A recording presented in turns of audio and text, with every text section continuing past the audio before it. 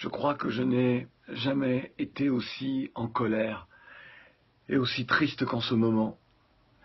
Moi, le descendant d'esclaves, dont les ancêtres furent déportés d'Africa pour être des bêtes de somme dans le Nouveau Monde, je découvre qu'en ce début de XXIe siècle, en cette fin d'année 2017, je découvre qu'en Libye, ce que nous redoutions, après les accords passés entre les uns et les autres, qu'en Libye, on est en train de vendre des Africains. Là, en Libye, on vend nos jeunes qui, parce qu'ils ne pouvaient plus supporter le manque de vision d'avenir dans leur propre pays, ont décidé de partir, de braver le désert, de braver la mer, de braver la violence des groupes armés, de se retrouver humiliés en Europe en arrivant, que ce soit à Lampedusa ou ailleurs.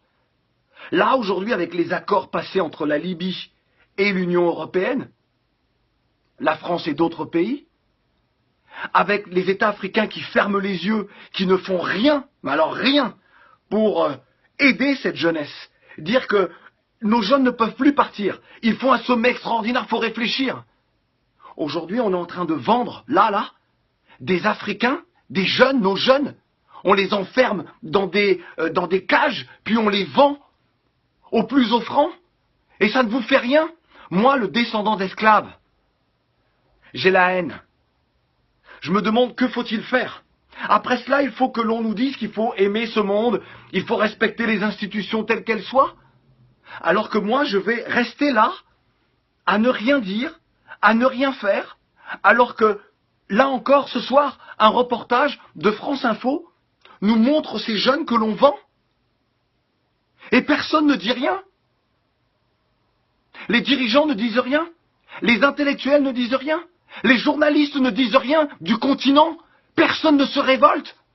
Les footballeurs qui ont les moyens ne disent rien. Vous laissez comme ça les uns les autres se faire vendre. Qu'est-ce que les descendants d'esclaves comme moi peuvent penser, doivent penser?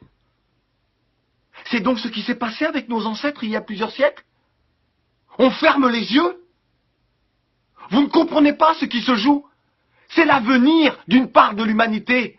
C'est l'avenir de toute l'humanité. Lorsque des êtres humains sont capables de vendre d'autres êtres humains, c'est qu'ils s'empoisonnent eux-mêmes. Ils se privent de l'humanité. Lorsque des personnes ferment les yeux sur cela, ils se privent de cette humanité. Ils rusent avec des principes d'égalité, des principes d'honnêteté, de respect de l'autre, de démocratie. Quelle démocratie? Et celles et ceux qui subissent ça ne sont donc plus des êtres humains? C'est ça que vous acceptez aujourd'hui? Vous voulez quoi? Jusqu'où devons-nous aller pour nous faire entendre? Et là, je m'adresse aux dirigeants africains. Levez-vous, faites quelque chose. Vous voulez quoi? Que je vous supplie? Vous voulez quoi? Que nous entamions des grèves de la faim? Pour que vous réagissiez? Jusqu'à quand allez-vous profiter de l'argent, de la manne, que ce soit du pétrole ou d'autres matières premières de nos pays? Être dans les Panama Papers, dans les Paradise Papers, avoir des comptes partout, avoir des villas partout, et ne rien faire pour cette jeunesse? Combien de temps encore? Nous, on est prêts. On est prêts.